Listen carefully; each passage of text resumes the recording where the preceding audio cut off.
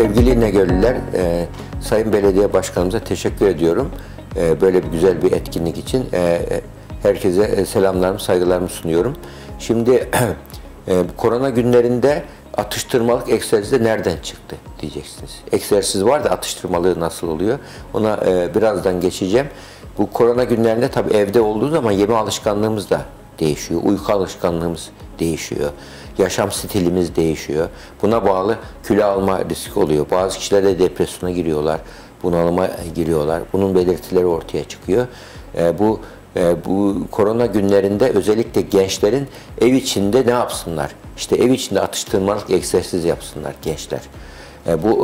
Normalde bir günde yapılan yarım saat egzersiz 5000 adım yürüme genellikle tavsiye edilen bir şey. Peki şimdi nasıl yürüyecek insanlar? 5000 adım evin içinde. Günde 5-6 defa 5'er dakika yaptığımız zaman aynı sonucu veriyor. Onun için atıştırmalık, yani yemekte nasıl atıştırmalıklar vardır, bunun gibi atıştırmalık ve egzersiz yaparak bu 5000 adımı tamamlamak mümkün. Peki neden bu hareketlilik önemli, mümkün? Günde 5000 adımı tamamlamak şu açıdan hem beden sağlığına hem ruh sağlığına faydası var. Yapılan araştırmalar var. Şimdi spor yapan kişilerde bazen spor bağımlılığı oluşuyor. Spor bağımlılığı neden oluşur? Spor bağımlılığı, gençler spora öyle alışır ki yapmadığı zaman daha çok yorgun, kötü hissederler kendilerini. Ve spor yaptıkları zaman daha canlı hissederler, daha enerjik hissederler, daha ruh halleri daha yükselir, mutlu hissederler kendilerini. Çünkü spor esnasında kişi spora akış duygusuyla birlikte sporu yapıyorsa kişi de beyinde endorfin salgılanıyor. Endorfin de morfin benzeri iç morfin demek, beynimizin salgıladığı. Morfinin de iki özelliği var. Birincisi ağrı kesici özelliği, ikincisi haz verme özelliği, rahatlık verme özelliği, kas gevşetme özelliği. Ve bunu biyolojik doğamızda, genlerimizde, yani bu yaratılıştan bu özellik konulmuş yaratılışta. Biyolojik doğamızda bu özellik var. Buna borçluyuz. Yani onun için spor yapmaktan gençler çok haz alırlar ve çok o haz almaya başladıktan sonra da devamlı yaparlar. Bu beynimizdeki endorfine bağlı bir durum bu. Endorfin salgıladığı için kişi sporu seviyor ve ama ruh haline de insana beyindeki iç eczaneyi harekete geçiyor. Ruh sağlığımıza olumlu etkisi var. Fizik sağlığımıza nasıl olumlu etkisi var? Onu spor hekimleri çok iyi anlatıyorlar. Orada vücudumuzda bir kas gücümüz var. Kas yükümüz var vücutta. Kas stokumuz var. Bu stoğun devamlı enerji harcayan, glikozu harcayan bir şey bu. Bu kaslarımız günde belli bir oranda hareket etmezse kan şekerini kullanamıyor ve kilo haline dönüşüyor bu.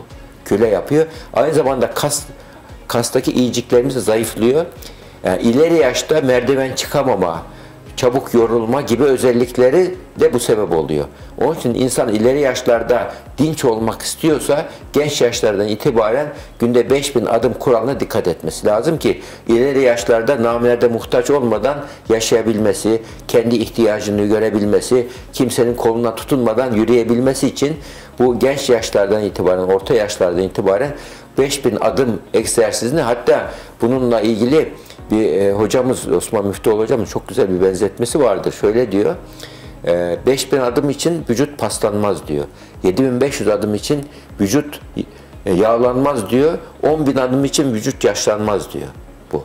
Gerçekten vücudumuzun yaşlanmaması için 10.000 adım atmak gerekiyor. Güzel ama hiç olmazsa vücudumuz paslanmasın. 5000 adımı asgari olarak atalım. Bu 5000 adım korona günlerinde zor evde. Özellikle sporla. Şuna bakın, evin içerisinde top oynamayın sakın. Aile saadeti bozulabilir. Bir şeyler kırarsınız. Burada ne yapılabilir?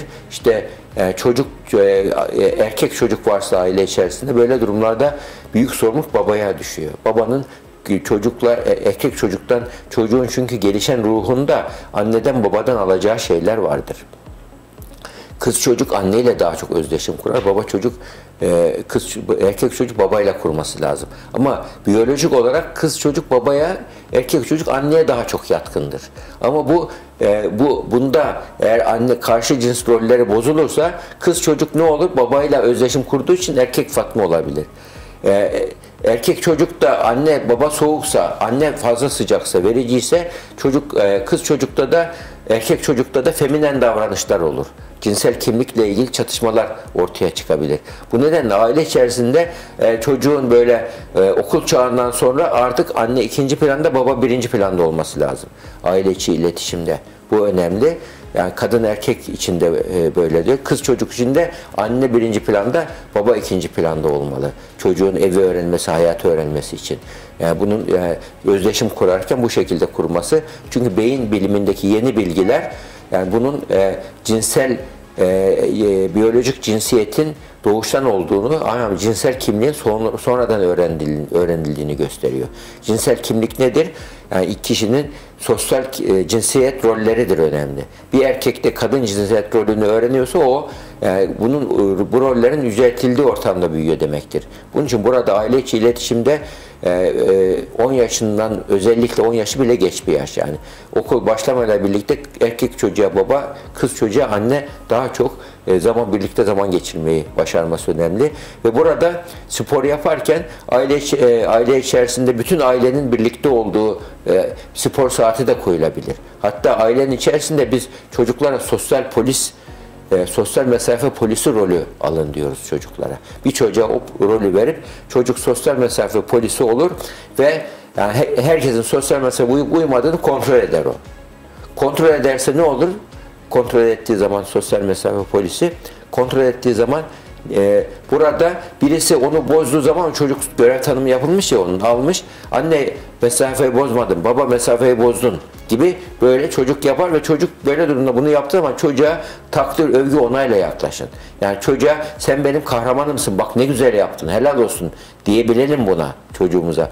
Bu övgü, takdir, onay sözleri çocuğun gelişen ruhunda yeni çiçekler açması demektir. Bu nedenle, ama eleştiri yaparsak çocuğun gelişen ruhunda yeni yaralar açması demektir. O çocuk özgüveni düşük, sosyal korkular olan, böyle kaygılı, yani ileride atılgan olamayan, girişimci olamayan bir çocuk olur. Yani bunun için çocuğumuzun böyle tuttuğunu koparan, girişken, kendi hakkını arayan, bağımsız düşünce becerisi olan, özgüveni yüksek ama kendini yönetebilen, kendini koruyabilen, aynı zamanda hem özgür olan hem de özerk olan hem de sorumluluk duygusu olan bir çocuk olmasını istiyorsak bu bağımsız düşünceyi çocuğa öğretmemiz gerekiyor. Bağımsız davranmayı öğretmemiz gerekiyor. Her şeyi anneye babaya soran çocuk bağımsız düşünce becerisi geliştiremiyor. Özerklik duygusu geliştiremiyor demektir. Bunun için burada anne babayla çocuk ilişkisinde yapış yapış dediğimiz o ilişki tarzı doğru değil. Çocuğa sessiz zaman tanımak, arkadaşıyla, kardeşiyle oynamasıyla ilgili zaman tanımak gerekir. Ve arkadaşı gelirse de tabii maskeli belki oynayabilir. Sosyal mesafeye dikkat ederek birlikte televizyon seyredebilirler. Böyle bir durumda bak, doğaya çıkamıyoruz ama doğaya çıkabilmenin bir sanal bir yolu var. Şimdi burada ciddi şekilde doğadaki kuşları, böcekleri hep vahşi hayvanlar izlemeyelim. Vahşi hayvan, ne zaman açsanız bu kanallar hep vahşi hayvanlar çıkıyor. Onlardan daha önemlisi böcekler, çiçekler, kuşlar, yani ciddi bir onlarda bir alem var. Onu görürsünüz. Ama diğer bir özellik de ne? Bu dönemde ne yapalım biliyor musunuz? Kendimize iç keşif yolculuğuna çıkalım. Kendimize zaman ayıralım. Böyle durumlar. Kendimizi tanıyalım. Mesela bir şeye üzüldüğümüz zaman duygu, düşünce, davranış arasındaki farkı öğrenmemiz önemli. Duyguyla düşünce arasında normalde insan bir şey aklına bir bilgi geldiği zaman, korona bilgisi geldi diyelim. Korona bilgisini şu anda yaşayan insanlar koronayı beyinde onu tehdit gibi, korku gibi etiketliyorlar şu anda. Bu ileride geçtikten sonra senelerce bu etiket sürecek. O halde insanın yapabileceği şey, korona duygusu, korona ile ilgili bir korku geldiği zaman bunu mantıklı hale getirebilmek, yönetebilir hale getirebilmek. Eğer bunu yapabilirsek bu korona ile ilgili bu korku geçer. Yani aile içerisinde birlikte geçireceğimiz, yapacağımız diğer şeylerden birisi şefkat duygular, sözlerinin daha çok kullanılması, şefkatli söz. Sevgiden daha büyüktür çünkü şefkat sözü. Aynı şekilde nezaket sözü kullanalım. Nezaket saygıdan daha büyüktür. Aile içi iletişimde bunu kullanalım ve bunlarla birlikte aile içerisinde muhakkak o 5000 adımlık gezmeleri yapalım. Çünkü sağlığımızın iyi olması için burada bunlara dikkat etmek çok önemli. Ben sevgili İnegöllülere teşekkür ediyorum. Saygılar sunuyorum. Hoşça kalın.